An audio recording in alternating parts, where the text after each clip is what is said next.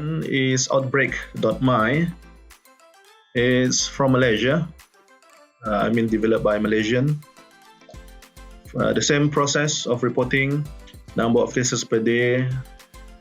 I like this is called interactive graph. I think I would prefer this one because you may scale it and you can see it bigger, or you can scale it in, zoom in and zoom out. I would prefer call this one as interactive graph rather than looking at a plain animation of the graph. Okay. Good, very huge number of recovery here, 281 per day, as opposed to only 7 number of cases per day. People tested over negative. They are using two bars here. Number one, the problem is with the scale, 8,000 compared to 64,000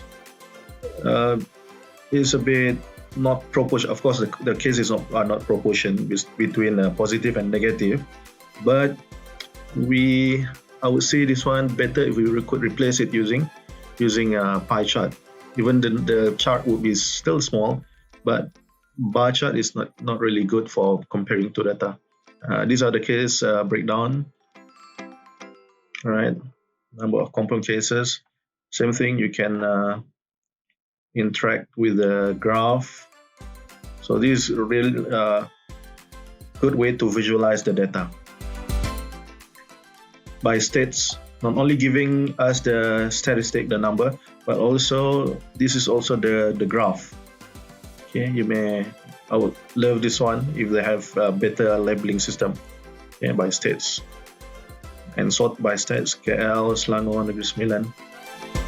All right. So that's all for the review. I've reviewed COVID-19 coronatracker.com with analytics data.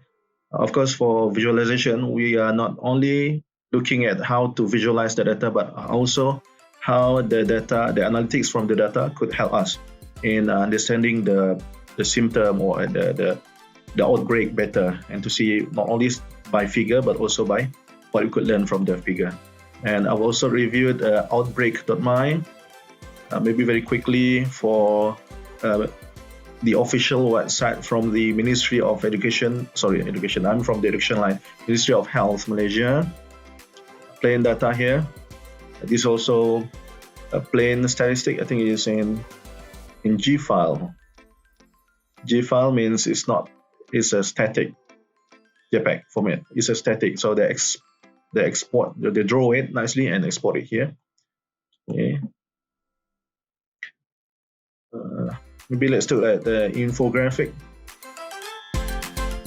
All right, in visualization, we are not only talking about data presented in visual way, but how we could come up with a nice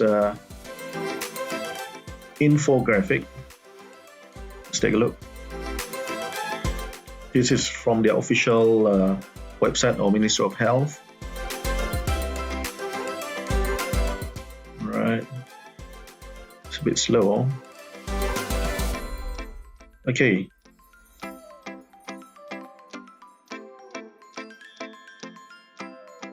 Right. This is, they call it infographic.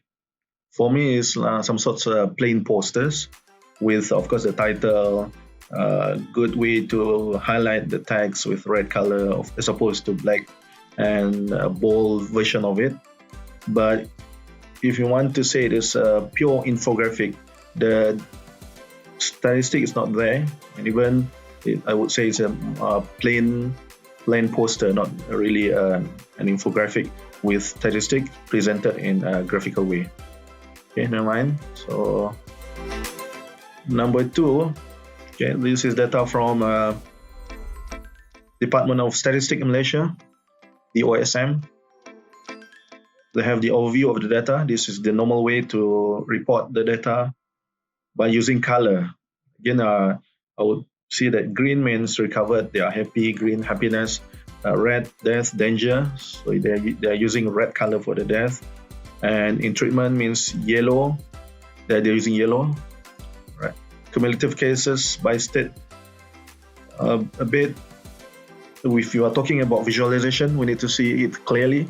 But if they mix like this, a bit hard for us to digest the figure, the number.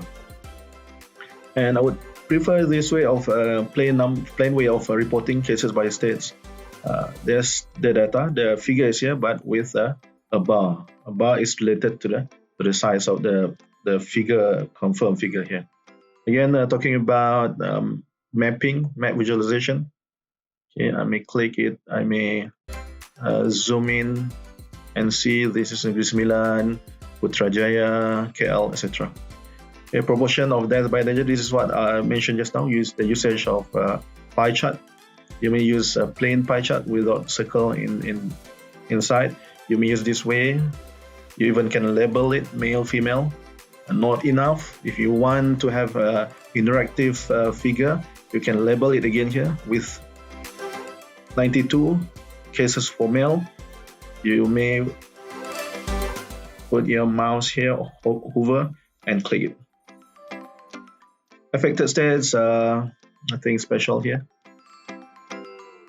Number of cases, the graph. Again, they're using this graph, except that you cannot play with the scale. So you just click, or you even can't click it. Just pick one point, and you'll see the data. Recovery rate. This type of data would help doctors, medical practitioners to see what happened actually behind the pandemic. Okay. Flattening the curve, the process.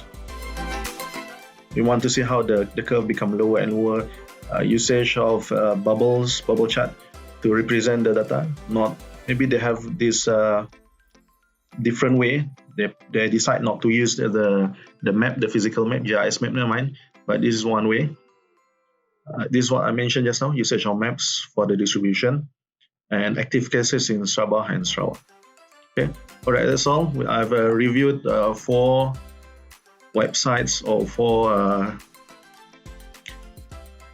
official portal reporting about COVID-19 cases.